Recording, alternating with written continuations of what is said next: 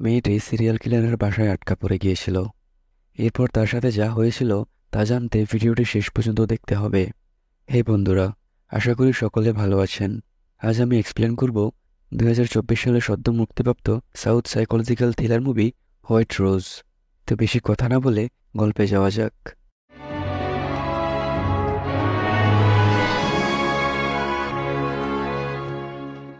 মুভির শুরুতে আমাদের একটা মেয়েকে দেখানো হয় যে বাস স্টপে কারোর জন্য ওয়েট করছিল। তখনই একটা লাল গাড়ি এসে সেখানে থামে, আর মেয়েটা সেই গাড়িতে উঠে চলে যায়। আসলে এই মেয়েটি একটা কল গার্ল, আর যে লোকটা মেয়েটিকে নিয়ে গিয়েছিল সেই হচ্ছে সেই সাইকো সিরিয়াল কিলার।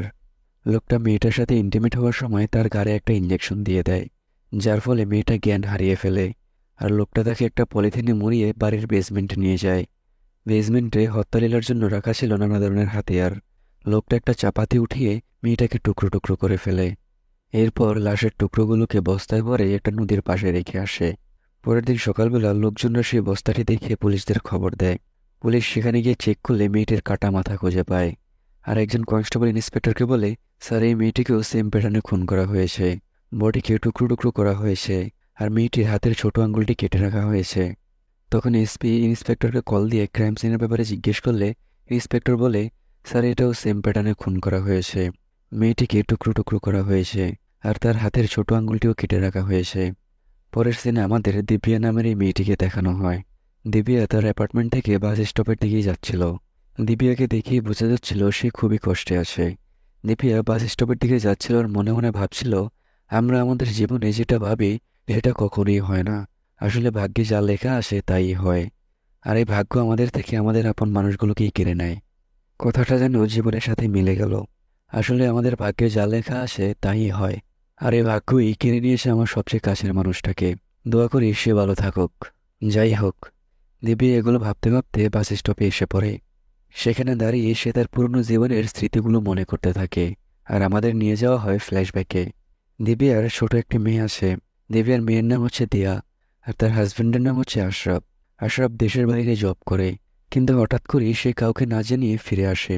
এটা দেখে দিব্যার দিয়া তো মহা খুশি। আসলে আসছিল দিব্যার বার্থডে, আর এই কারণে দিব্যাকে সারপ্রাইজ দেওয়ার জন্য আশরাফ কাউকে না বলে চলে এসেছে। আশরাফ এখানে দিব্যাকে বলে, আমরা আজকে বাইরে খাবো। এই কারণে দিয়া রেডি হয়ে বিল্ডিংয়ের নিচে আসলে তার দিব্যার ফ্রেন্ড কাব্যের সাথে দেখা হয়। কাব্যও একই অ্যাপার্টমেন্টে থাকে। দিব্যা কাব্যাকে তার বাবার সম্পর্কে বলতে থাকে যে আজ তার মার বার্থডে, আর এই কারণে তার বাবা তাকে সারপ্রাইজ দেওয়ার জন্য চলে এসেছে। এরপর তারা রেস্টুরেন্টে চলে যায় ডিনারের জন্য। কিন্তু দিব্যার একটু মন খারাপ ছিল, কারণ আশরাফ এখনও তাকে বার্থডে উইশ করেনি। তখনই দিব্যা পিছন থেকে বার্থডে সং শুনতে পায়। আসলে আশরাফ দিব্যাকে সারপ্রাইজ দেওয়ার জন্য আগে থেকেই হোটেলে একটা সারপ্রাইজ পার্টি প্ল্যান করে রেখেছিল।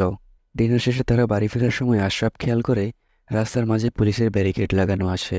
আর তখনই সেখানে পুলিশরা একটা গাড়ির উপর ফায়ারিং শুরু করে। আসলে সেই গাড়িতে কিছু টেররিস্ট ছিল। আশরাফ সেখান থেকে বাইক নিয়ে বেরোতে গেলে পুলিশের একটা গুলি সে সোজা আশরাফের কপালে লাগে, আর আশরাফ সেখানেই মারা যায়। এক মুহূর্তের জন্য দিব্যার পুরো পৃথিবীটাই উল্টে গেল। দিব্যার দিয়া এটা দেখে পুরোই শকড হয়ে যায়। তখন সেখানে পুলিশের সিনিয়র অফিসার বেট্রি আসে। বেট্রি আশরাফের এই অবস্থা দেখে সেও একটু দুঃখী হয়ে পড়ে, কিন্তু পুলিশরা আশরাফের মৃত্যুর দায়ভার নেয় না। তারা এটা রিপোর্ট করে যে আশরাফ একজন টেরোরিস্ট ছিল। পরের দিন সকালবেলা নিউজে টেরোরিস্টদের সাথে সাথে আশরাফকেও দেখানো হচ্ছিল। দিব্যা এটা দেখে আরও ভেঙে পড়ে। একে তো তার হাজব্যান্ডকে পুলিশরা হত্যা করেছে, তার উপরে তাকে টেরোরিস্ট বলা হচ্ছে। এখানে দিব্যার কিছু করার থাকে না।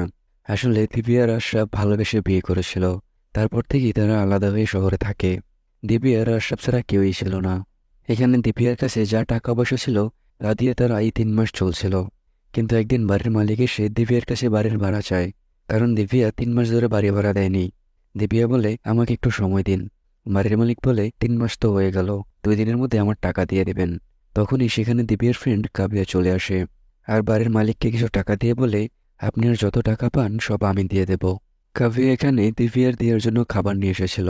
কাব্যা এখানে দিব্যাকে বোঝায় যে কতদিন আর এভাবে চলবে। তোমাকে তোমার মেয়ের জন্য বাঁচতে হবে, কিছু একটা করতে হবে তোমাকে। কাব্যা এখানে দিব্যাকে জব করার কথা বলে। এরপর পরের দিন দিব্যা দিয়াকে নিয়ে তার বাবার বাসায় যায়। কিন্তু দিব্যার বাবা তাকে বলে, তুমি কে? আমি তো তোমাকে চিনি না।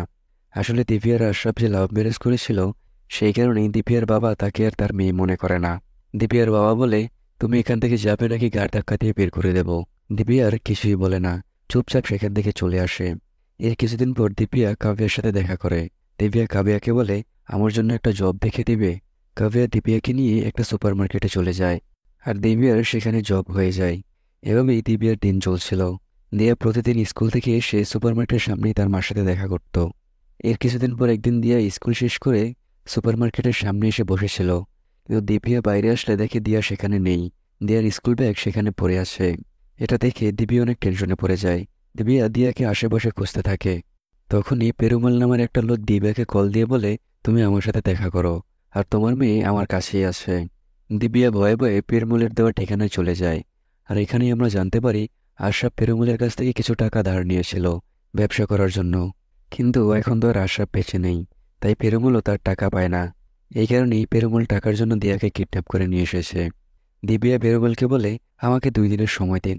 পেরুমল দিব্যাকে বলে, 2 দিনের মধ্যে যদি তুমি টাকা দিতে না পারো, তাহলে আমি দিয়াকে মালয়েশিয়াতে বিক্রি করে দেব। এরপর বাসায় আসার পরে দিব্যা অনেক চিন্তিত ছিল। তখনই কাবিয়া সেখানে আসে, আর দিব্যা কাবিয়াকে সবকিছু খুলে বলে যে আশরাফ পেরুমলের কাছ থেকে কিছু টাকা নিয়েছিল, আর পেরুমল টাকার জন্য দিয়াকে কিডন্যাপ করে নিয়েছে। আশরাফ যেদিন মারা গিয়েছিল সেদিন আমিও মারা গেলে হয়তো ভালো হতো, এত কিছু সহ্য করতে হতো না। কাবিয়া দিব্যাকে বলে, এভাবে ভেঙে পড়লে জীবন চলবে না। কাবিয়া দিব্যাকে এখানে তার লাইফের সিক্রেট বলে। কাবিয়া বলে, আমি কোনো কল সেন্টারে চাকরি করি না, আমি আসলে একজন কল গার্ল, আর আমি এটা আমার ফ্যামিলির জন্য করি। আর দিব্যাও এখানে টাকার জন্য আর দিয়াকে বাঁচানোর জন্য কলগালের কাজ করার জন্য রাজি হয়ে যায়। ভাগ্যের কি নিষ্ঠুর পরিহাস। কাবিয়া এখানে কুমার নামের একজন ব্রোকারকে দিব্যার ফোন নাম্বারটা দিয়ে দেয়, আর দিব্যার ব্যাপারে সবকিছু বলে দেয়। কিছুক্ষণ পর কুমার দিব্যাকে কল দিয়ে বলে, একটা লোক তোমাকে বুক করে নিয়েছে, তুমি তোমার ঘরের বাইরে যে বাস স্টপ আছে সেখানে গিয়ে দাঁড়াও, লোকটা তোমাকে পিক করে নেবে। আর দিব্যা সে বাস স্টপে এসে দাঁড়িয়েছিল। আর এটা মুভির সেই প্রথমের সিনটা। তখনই বাস স্টপে একটা লাল গাড়ি এসে দাঁড়ায়। দিব্যা মনে মনে ভাবছিল, আমি যেটা করছি এটা সঠিক নয়, কিন্তু আমার মেয়েকে বাঁচানোর জন্য এটা আমাকে করতেই হবে। আর দিব্যা সেই গাড়িতে উঠে সেখান থেকে চলে যায়। সেই লোকটার বাসা ছিল শহরের থেকে একটু বাইরে।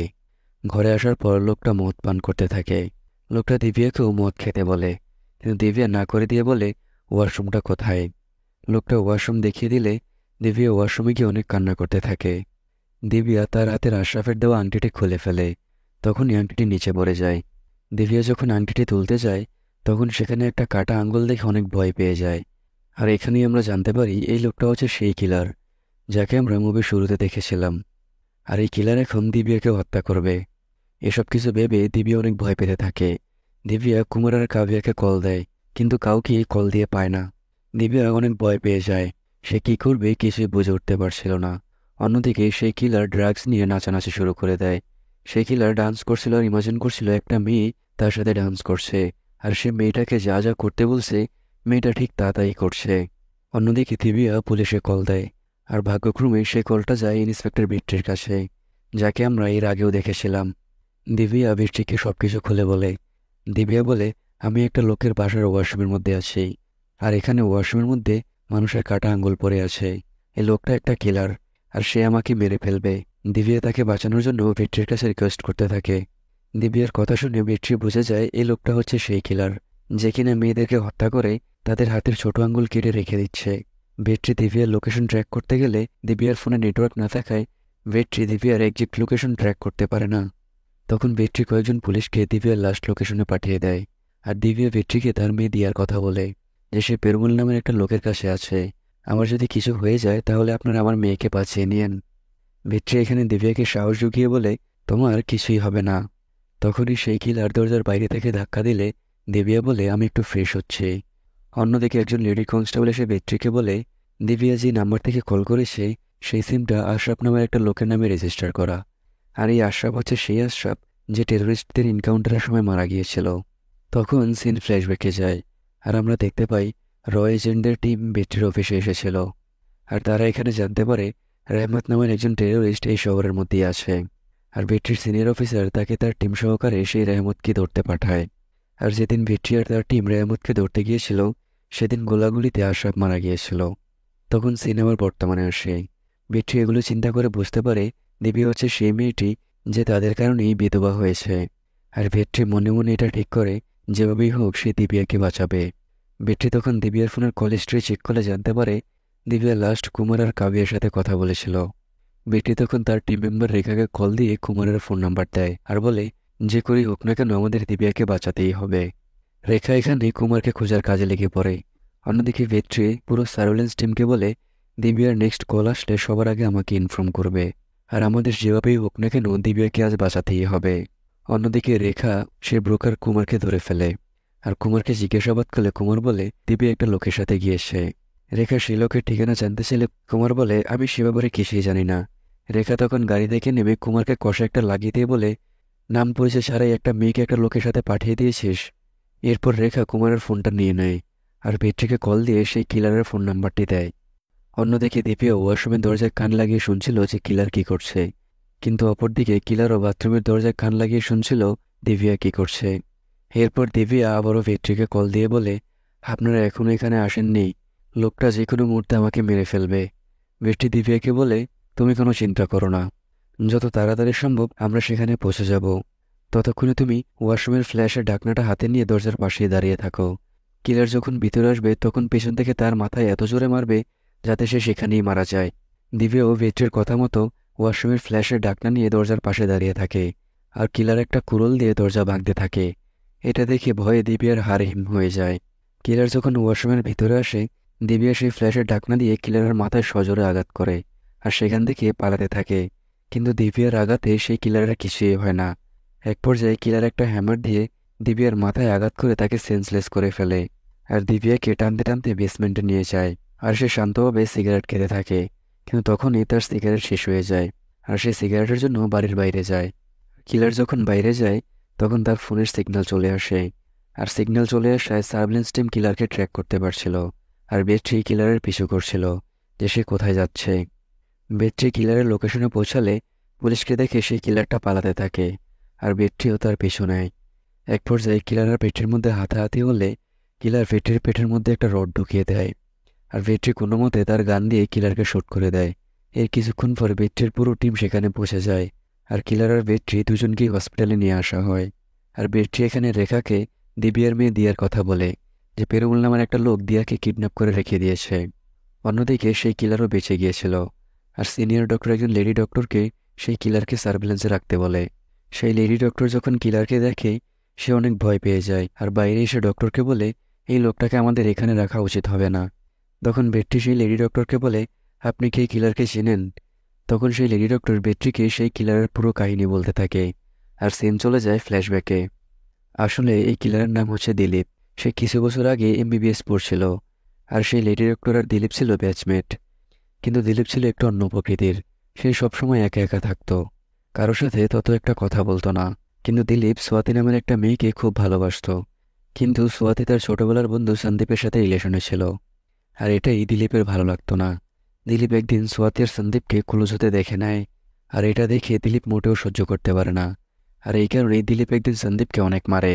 আর এই ব্যাপারটা যখন সোয়াতি জানতে পারে, সোয়াতি দিলীপকে বলে, তোমার সাহস কি করে আমার ফ্রেন্ডের গায়ে হাত দেওয়ার?